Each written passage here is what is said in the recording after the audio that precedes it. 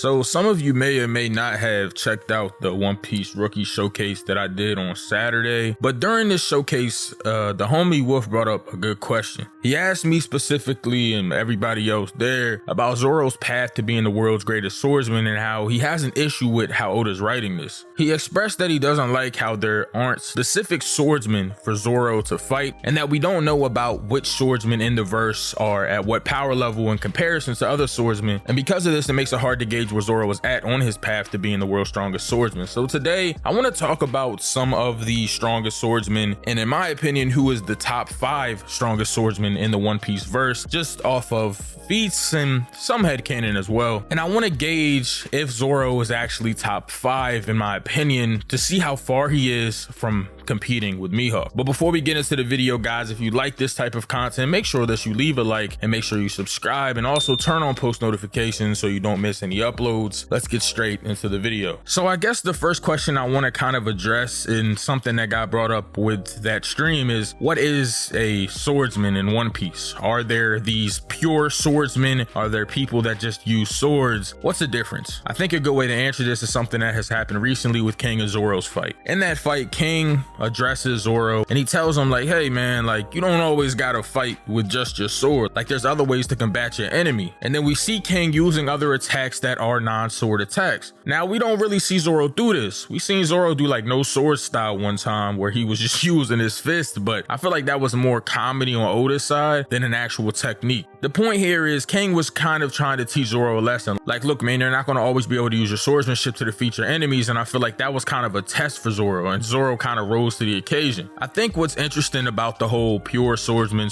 thing is that it kind of revolves around agendas. People like to use this, oh, there are pure swordsmen in One Piece thing because Mihawk is the world's strongest swordsman. You have to respect that title, and Shanks is a swordsman. So when people use that argument and say, well, Mihawk has to be over Shanks, people are like, oh, well, Shanks really isn't a pure swordsman. My problem with that is we haven't really seen Shanks do anything besides use a sword. Anytime he clashes with someone in any facet in One Piece, it's been with a sword. So it's like, I don't really understand the whole like pure swordsman argument. I think you're just a swordsman or you're not a swordsman. The fact that he's having duels with Mihawk to me means he's a swordsman. Now I'm not here to push no agenda. I don't really care if you think Shanks or Mihawk is stronger. My point really is to kind of like get that whole idea of pure swordsman out of this video. Swordsman or swordsman.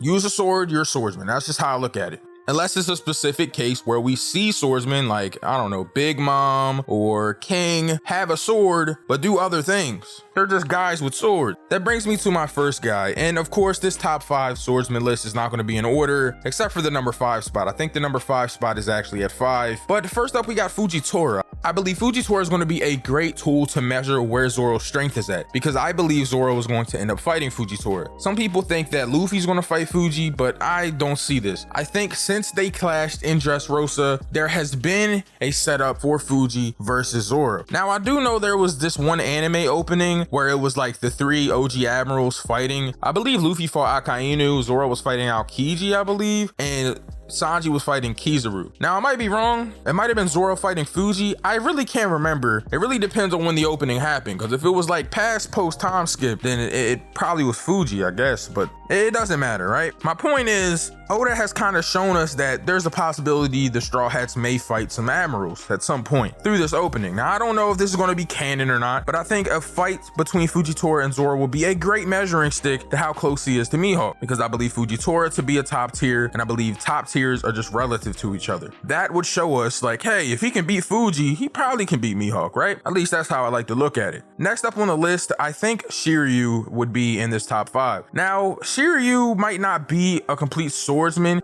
Like, he might not be someone that's just using his sword at all times, lives by the sword, dies by the sword. He might do other things, but I'm not sure. And the fact that he has an invisibility fruit makes me think like maybe he's going to use some sort of stealth in his fight. So this might not be the greatest example, but for now I'm going to use him because narratively it's probably going to be Zoro's fight when they fight the Blackbeard pirates. So if he's going to fight Zoro after what Zoro's been doing, he's going to have to be at a level where Zoro has to rise to the occasion, or the relative. Either way, he's strong as hell and he has a sword. I think Zoro versus Shiryu is something that like I'm not always super excited about, because I kind of wanted to see Sanji maybe fight Shiryu because of the invisibility fruit, the whole thing with like Absalon, the parallel there, Sanji wanting the invisibility fruit, Sanji having invisibility. Like there was like a ton of different reasons why maybe I wanted to see Sanji versus Shiryu, but Shiryu has a sword, so it's like probably a Zoro fight, I guess, you know, like is what it is.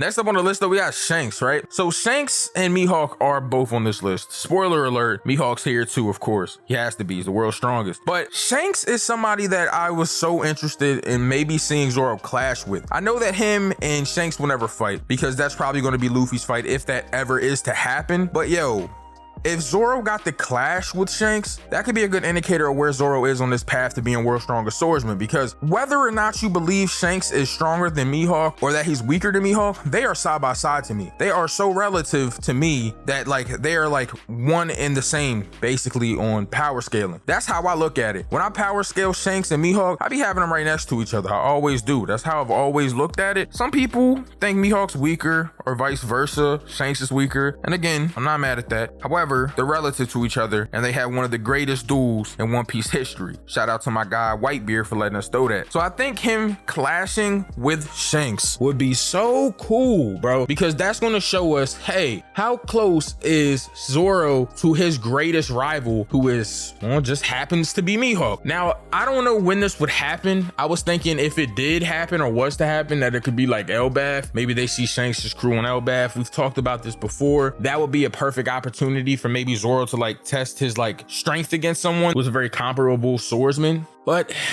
you know, a man can dream. A man can dream. I think what's most important about Zoro's path to being world's strongest swordsman though is that it doesn't have to necessarily be swordsmen that he fights. Like Zoro can just beat other strong opponents that aren't swordsmen, and it will tell us how close he is to being like at Mihawk. Like if we see Zoro beat a top tier like Shiryu, or if we see him beat someone like a Ben Beckman, or if we see him beat someone like a Kizaru, yeah, they're not swordsmen, but we're gonna know from those altercations like, hold on, that man Zoro was probably strong enough to fight a Mihawk now, like he beat an admiral. And that's kind of how you got to go with it, and I think that's what we're gonna have to go with for the like foreseeable future when it comes to Zoro, because there aren't a ton of swordsmen that are established in One Piece that could kind of oppose him. That's just kind of how it's always been. In regards to how close Zoro is to Mihawk, I think he's closer than he's ever been in the story. Clearly, he just defeated King. I think he's in that YC1 plus area. Like once he figured out how King's fire ability works, when the fire is inside of him, he's more durable. When the fire is outside, he's quicker. Like once he figured all of that out, I'm not gonna lie, you seen what happened with that Advanced Conquerors, man. He put King up out of here. Of course, he passed out afterwards. You know what I'm saying? He was on that magic pill, that blue chew. No, I'm just kidding. But I think now he's just getting to that level where he can start to like hang with those admirals, not necessarily beat an admiral, but he can hang with them. Eventually he's going to be at a level where he could fight and potentially beat a Fujitora. And I think that is when we'll know for sure how close Zoro is to defeating Mihawk. But of course, guys, these are just my thoughts on Zoro and him being the world's strongest swordsman. But I want to know all of yours. So make sure you comment down below. Let me know what you think of Zoro and how far do you think he has to go to be world's strongest swordsman. Also, in my pinned comment will be my Discord and also my links to my Twitter. Make sure you join me on the Discord. Make sure you follow me on Twitter so you can be a part of all the cool things I do with my fans. And as always, I hope you all are staying safe and healthy during these trying times. This has been Synsei Inc., and I will see you all in the next video.